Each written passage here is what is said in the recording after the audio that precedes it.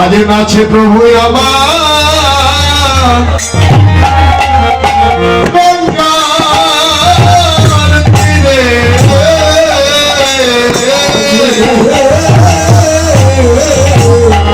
আজ নাচে প্রভু আমার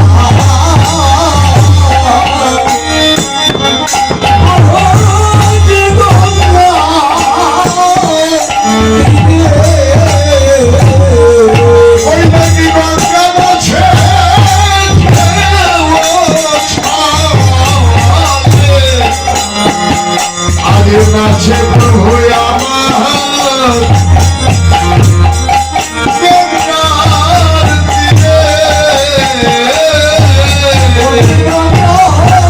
গঙ্গার তীরে, হরে হরে বলো, হরে হরে বলো।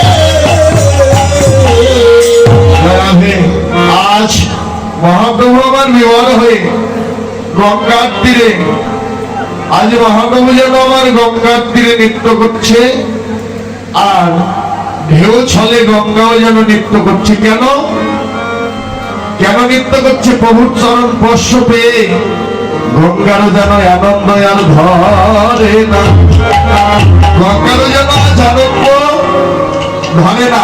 মা বাবা, একটি প্রশ্ন করি, যেমন আমাদের দেহ যদি অপবিত্র হয়ে যায়,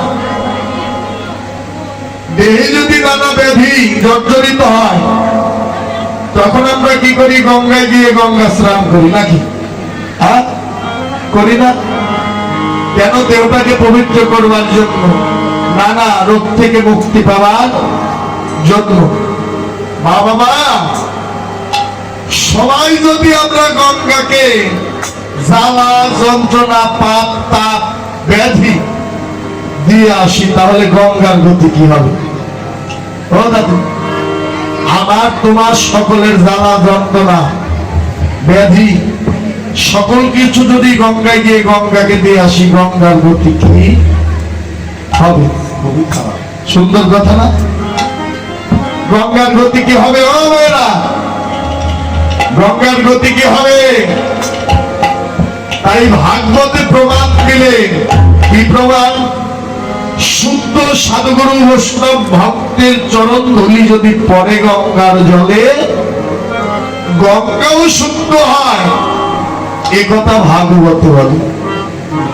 তাই গঙ্গাও যেন, এই যে আমরা গঙ্গাকে দিয়ে আসি, গঙ্গাও আশাপথে বসে থাকে, কবে একজন শুদ্ধ বৈষ্ণবের সঙ্গ পাবো, পরশ পাবো, কবে একজন ভক্তের চরণ পাবো, সেই ভক্তের চরণ স্পর্শে আমি গঙ্গাও যেন ধন্য হয়ে যাব। তাই আজ মহাপ্রভু যখন গঙ্গায় চরণ খানা দিলেন, মহানন্দে নৃত্য করছে, প্রভুর চরণ পেয়ে গঙ্গারও যেন আনন্দ আর ধরে না। তাই গঙ্গাও যেন ঢেউ ছলে যেন মহানন্দে যেন নৃত্য করে, আর সহচরগণ মিলে আনন্দে বিভোর হয়ে তারা কি করলেন? আজ মহাপ্রভু সকল ভক্তদের ডেকে ডেকে বললেন, আজ খেলা খেলবো। এমন খেলা খেলবো, কোন খেলা? যে খেলা সত্যতা দাপত্যের যুগে খেলেনি। তাই মহাপ্রভু আবার ডেকে ডেকে বললেন, একবারে সহায় সবে মিলে যেন সেই খেলা খেলায়, যে খেলা খেলিলে জীবের জন্ম নাই, মৃত্যু নাই। তাই গৌরাঙ্গ মহাপ্রভু আমার সেই খেলার আয়োজন করলেন। কোন খেলা? এই বৈষ্ণব কবি পদ লিখলেন, ওরে খেলা এবি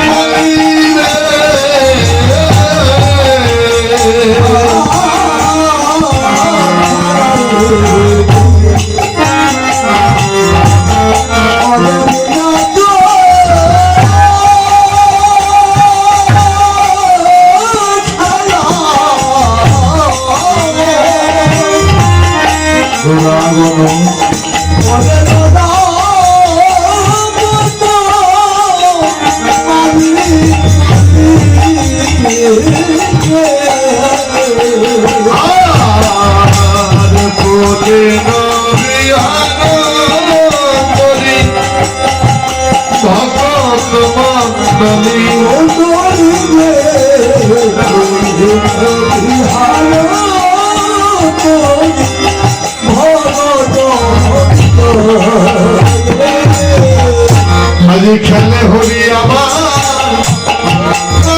খেলা, আজি খেলে হরি আমার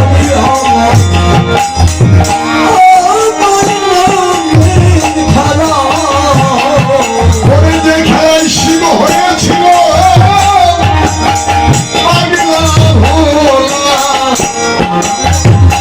আজি যেন খেলে হরি আমার খেলা। শিব আছে বাংলা ভোলা খেলে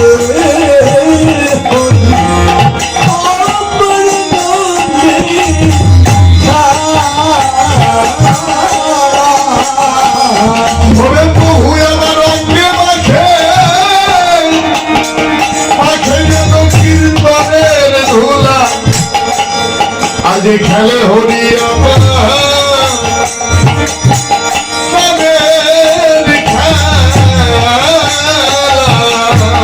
হরি হরি হরি বল, হরি হরি বল।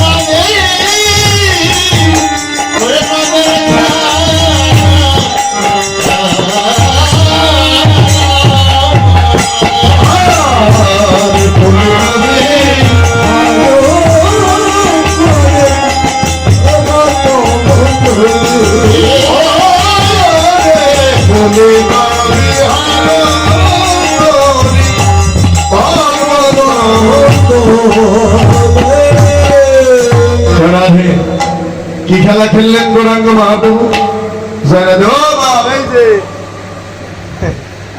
ও মা ঘুম ধরে নাকি? এদিকে আসো। এমনিতেই কয়েকজন ভক্ত, তাও আবার এক একজন আসো। এই বারান্দার বাইরে একটু নিচে নামো, দোতলা থেকে একটু নিচতলা নামো।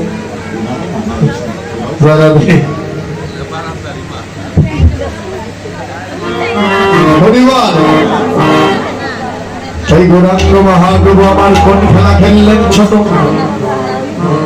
একবারে সবাই সবে মিলে সেই খেলা খেলে, যে খেলা খেলিলে জীবের জন্ম নাই, মৃত্যু নাই, যে খেলা সত্য ত্রেতা দাপট 3 যুগে হয়নি।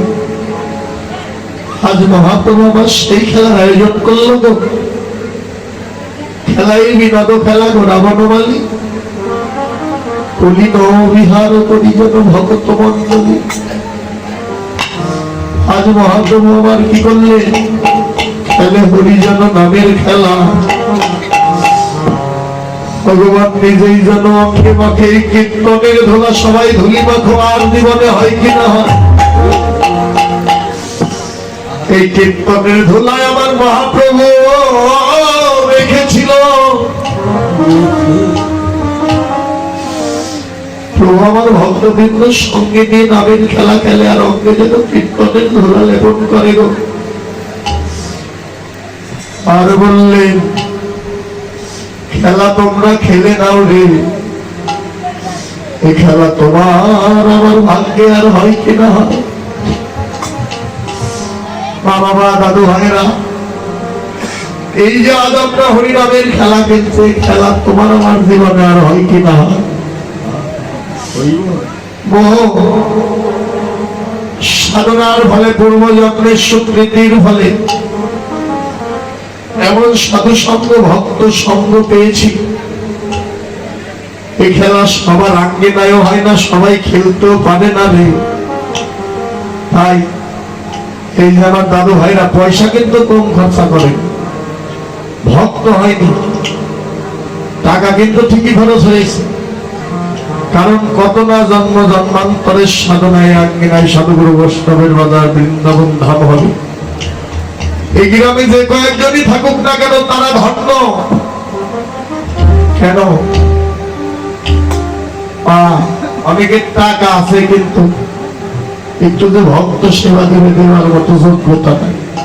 টাকা আছে ঠিক, কারণ এক জন্মে তো হয় না, এক জন্মের চাওয়া পাওয়া হয় না।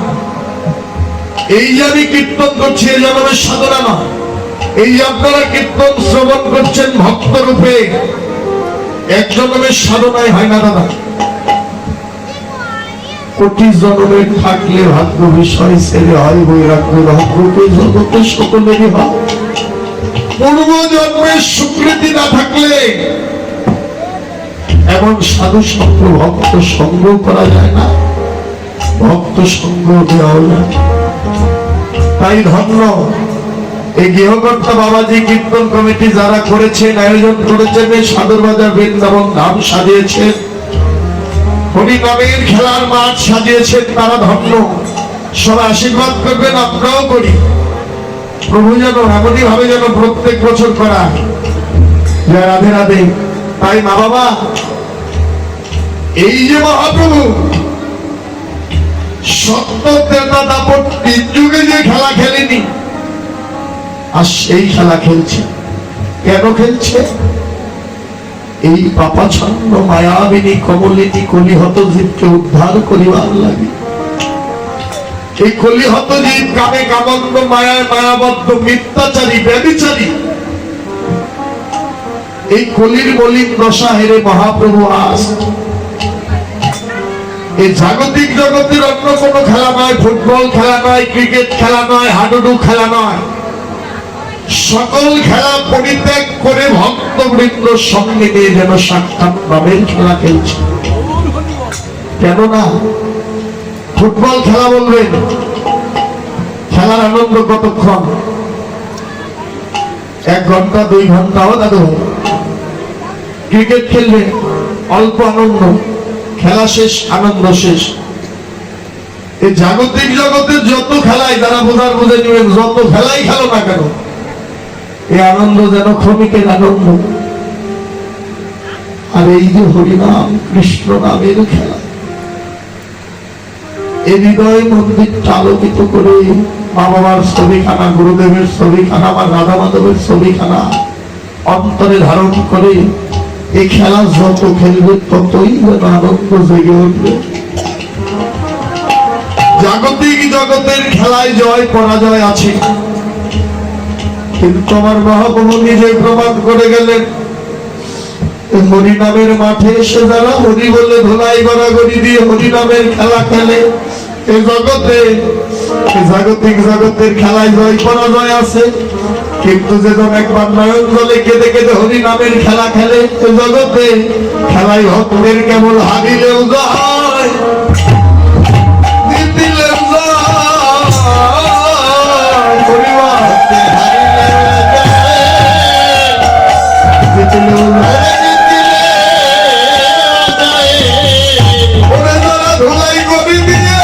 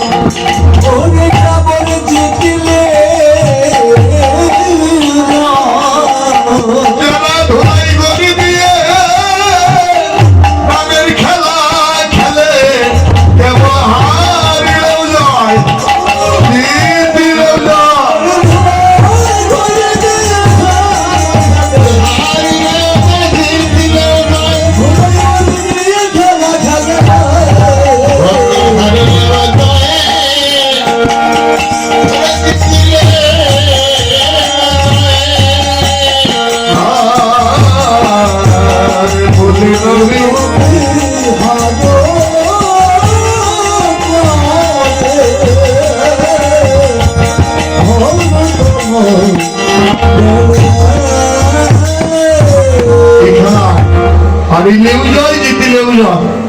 ভক্ত একবার প্রতি নয়ন জলে কেঁদে কেঁদে ধোলাই করে দিয়ে যদি খেলা খেলতে পারে, তার জন্য সদাই সর্বক্ষণ স্মরণে স্বপনে নিশি জাগরণে ঘেমে ঘেমে সদাই সর্বক্ষণে যেন আনন্দ, নাই তার দেহে নিরানন্দ। যে জন হরি নামের খেলা খেলে, বাবা এই যে নামের খেলা, এই খেলা কিন্তু ডাক্তার নিকটে শিখতে পারবেন না। কার নিকটে শিখা যাবে? বড় বড় মাস্টার বাবু, ডাক্তার বাবুর কাছ থেকে শিখতে পারবে না। সুজন পূজারী যে জন ধরো, তাহার প্রতিচরণ অকালে হবে না মর। সুজন পূজারীকে, সুজন পূজারী হচ্ছে সাক্ষাৎ যেন আপন আপন শ্রী গুরুদেব। এই খেলার সন্ধান দিতে পারে একমাত্র আপন আপন শ্রী গুরুদেব। গুরুদেবের নিকট থেকে ভজনের ঘরে গিয়ে হরি নামের খেলা একবার শিখে নাও মন।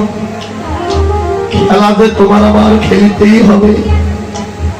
যে নামের খেলা বিনা যে জীবন আর গতি নাই। তাই গৌরাঙ্গ মহাপ্রভু যখন চিত্তে শিক্ষা দিচ্ছে আর বললেন, নহে বাবা ছাত্র বলি হত যে ওই মায়ার ঘরে আর বসে থাকিস না, যদি একবার খেলিতে হয় আয় স্বর্গে হরি নামের খেলা খেলি।